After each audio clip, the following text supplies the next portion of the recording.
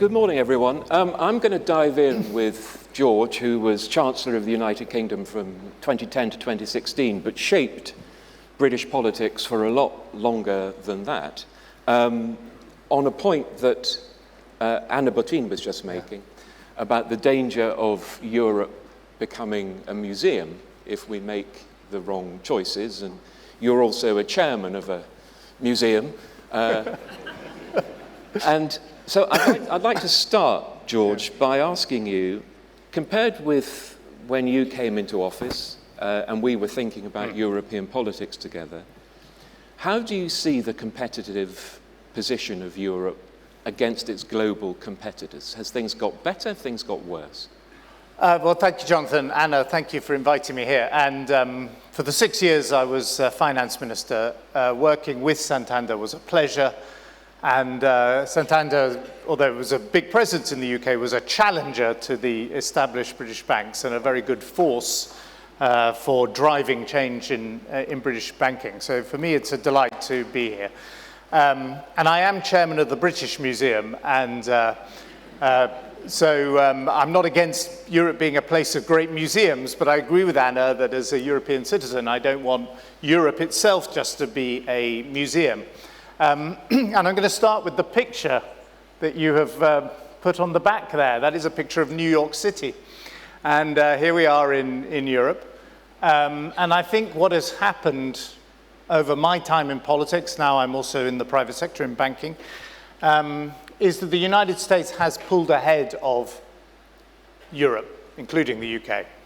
And that is partly, I think, a consequence of the inherent kind of innovation and entrepreneurial capacity of the American economy, which we saw throughout the 20th century.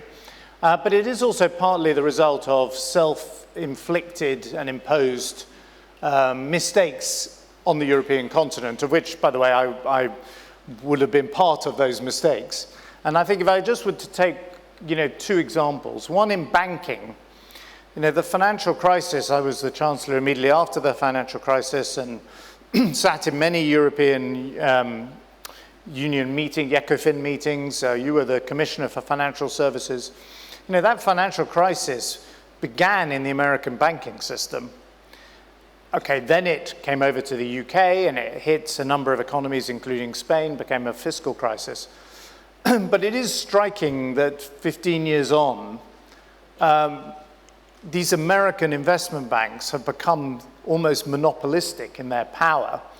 And European banks, even fantastic banks like Santander, are not on the same scale in investment banking as a kind of Morgan Stanley or Goldman Sachs or Bank of America. And there used to be a number of European investment banks that would compete, including UK investment banks. And I've noticed, and that is partly a regulatory response that we were all part of, where we kind of regulated away risk, but I think we may have also regulated away opportunity.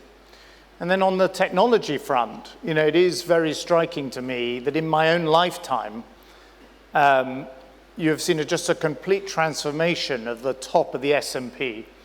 So if you looked at the biggest companies in America, they did not exist, many of them, when I was a child. You've been very striking in financial markets or equity markets in the last year that it's just a handful of American companies that have powered the growth of those equity markets. Whereas if I was to look at the FTSE in London or the equivalent indexes across Europe, you would see that the top of those indexes look quite similar to the way they would have looked when I was born. Same companies, actually. And Europe has not been able to create an environment in which European tech champions have emerged. Doesn't mean there aren't some fantastic European tech companies. And if you want to be optimistic, you'd say that the kind of startup scene here in Madrid and elsewhere across Europe seems to be really getting going, and American venture is coming here. But I think there are some big questions, as I say, of how we've allowed the American economy, it seems to me, to take that leap forward, and the rest of us have not really kept pace. Do you think that the regulatory response to the financial crash still weighs too heavily in how Europe thinks about regulation? I mean, do you think we're still looking back too much to risk reduction instead of how can we get to a more sustainable level of risk in our societies? Well, I think I would sort of frame it in a slightly different way, which is, Europe, and here, we may talk about Brexit. I was very against Brexit, and it's, for me, a tragedy that Britain is not part of this conversation at the moment, but maybe things will change. At a European level, Europe has a big advantage, which is through the European Union, it can set a regulatory structure that can help lead global regulation. We saw it most famously recently in online privacy and digital privacy. And individual US states had to follow the European Union's lead. And for all the problems of European Union coordination and all the sort of frustrations of the EU, it's a lot more functional than the US regulatory system, which is really dysfunctional. So there's an opportunity to be a standard setter.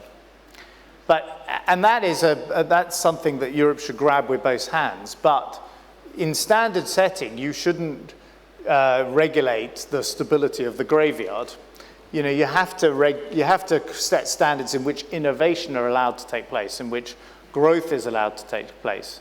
In financial services, there's a lot of interesting innovation coming, as Anna says, in artificial intelligence, for example, or even in decentralized currency and so on, digital currency. Why can't Europe be a place where there's a lot of experimentation that takes place within bounds, within protections for consumers? But I think Europe should be prepared to take a bit more risk in that space. And it might find itself, therefore, as a place where businesses want to locate because they actually find the US less progressive. If you look at this week, there's an AI summit taking place in the UK. The G7 has just announced some AI principles, and the White House has just published an executive order on AI. In other words, it's a bit of a muddle. And there's an opportunity, and the European Union is legislating on the AI. Why doesn't the European Union, or indeed maybe you could get across all European nations, some kind of coordination on AI regulation that does allow for experimentation, that does allow for controlled risk. And then this would be a place in which investment and brains and technology would flow. Yeah. You touched on Brexit, which obviously interrupted both our political careers. It ended my career. And your job was abolished. British Commissioner at the European Union. I think this audience would be interested on any observations you have about future relationship between UK, EU, and the development of the EU. Well, to my mind, this is the kind of biggest tragedy of my political life, Britain's decision to leave the European Union. And we won't kind of relitigate, but I was part of the government that held that referendum, and we should not have had the referendum. If you now look at where we are today, however, you would say you've got the European Union, you've got one of the largest countries in Europe outside the European Union, and it is not finding life particularly comfortable outside the European Union. A lot of the promises that we could be a kind of Singapore on the Thames have not materialized. It's proved difficult in many respects to sort of depart from European Union regulation. And if you go back to the original result, 48% of the country voted to remain in and 52% voted to leave. I don't think Britain will rejoin the European Union in my lifetime. No. But I do think Britain can rejoin some of the economic arrangements inside the European Union, which would be fairer to the result of the referendum. And I think there's a lot of encouraging talk amongst the European leadership, for example, from President Macron, of a kind of multi-tiered Europe, of a European political community, of associate membership of the EU. Now, I don't know if any of those things particularly would be the right thing for the UK, and the UK may want to call it like a British deal, like the Swiss have with the EU, or the Norwegians. But I think we should find a way to try and rejoin some elements of the customs union and the single market. And I would say, just as time is running out, there's an opportunity. So first of all, there'll be probably a change of government in the UK next year, not certain, but probably. There'll be a Labour government which won't have as much baggage as the Conservative. I was a Conservative Chancellor, but there'll be a Labour government. And the only thing I would say to the kind of European leadership is forget about the past, forget about the kind of frustrations with the UK, forget about the anger over Brexit, and forget about kind of punishing the UK. And instead, if we want to move forward as a continent, you can't leave out the UK, and be open-minded about some interesting new arrangement whereby Britain can rejoin the family of European nations. Okay, fantastic. There's so many things I'd like to pick up on, but we're out of time. So, ladies and gentlemen, could you join me in thanking George Osborne?